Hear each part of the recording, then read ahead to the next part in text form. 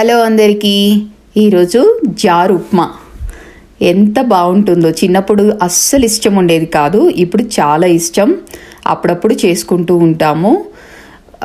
ఇందులో అల్లం ముక్కలు పచ్చిమిర్చి ముక్కలు వేయడం వల్ల అది మనం తినేటప్పుడు మనకి తగులుతూ ఉంటే చాలా టేస్టీగా ఉంటుందండి. వేడి వేడిగా చక్కగా మన మైండ్ఫుల్ ఈటింగ్గా ఉంటుంది. ఈ ఉప్మా తినేటప్పుడు చాలా త్వరగా అయిపోతుంది. అండ్ ఇందులో జీడిపప్పులు వేసుకున్నా లేకపోతే వేరుశెనగ గుళ్ళు వేసుకున్నా మనకి హెల్దీ కూడా. సో అది ఎలా తయారు చేసుకుంటానో చూపిస్తాను. ముందుగా ప్యాన్ పెట్టుకుని 2 స్పూన్ల ఆయిల్ వేసుకుని అందులో తాలింపు దినుసులన్నీ వేసుకుంటానండి. ఎండుమిర్చి, ఆవాలు, జీలకర్ర, పచ్చెనగపప్పు, మినప్పప్పు అన్నీ. సో ఇప్పుడు కట్ చేసుకున్నవి ఆనియన్స్, పచ్చిమిర్చి, కరివేపాకు, అల్లం ముక్కలు, జీడిపప్పు అన్నీ వేసుకుని ఫ్రై చేసుకుంటున్నాను.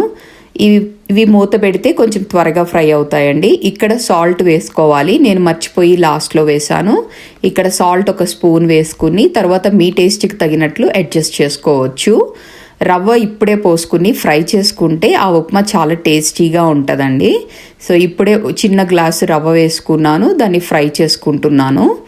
సో ఇది ఫ్రై అయ్యేంత వరకు కొంచెం అలా తిప్పుకుని పక్కన కెటిల్లో 1 కప్పు రవ్వకి నేను 6 కప్స్ వాటర్ పోసుకున్నానండి. అప్పుడే మనకు కొంచెము రవ్వ ఉప్మా కొంచెం జారు ఉప్మా లాగా వస్తుంది, లేకపోతే గట్టిగా వస్తుంది.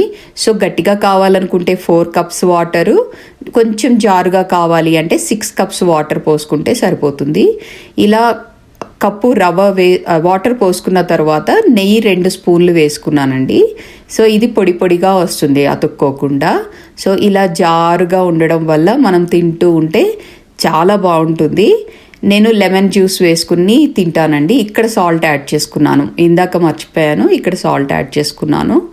సో ఇది చాలా ఎమ్మీ రెసిపీ, వేడివేడిగా ఉన్నప్పుడు చాలా బాగుంటుంది. చాలా థ్యాంక్స్ అండి. మీరు కూడా టేస్ట్ చేయండి, టేస్ట్ ఎలా ఉంటుందో చూడండి.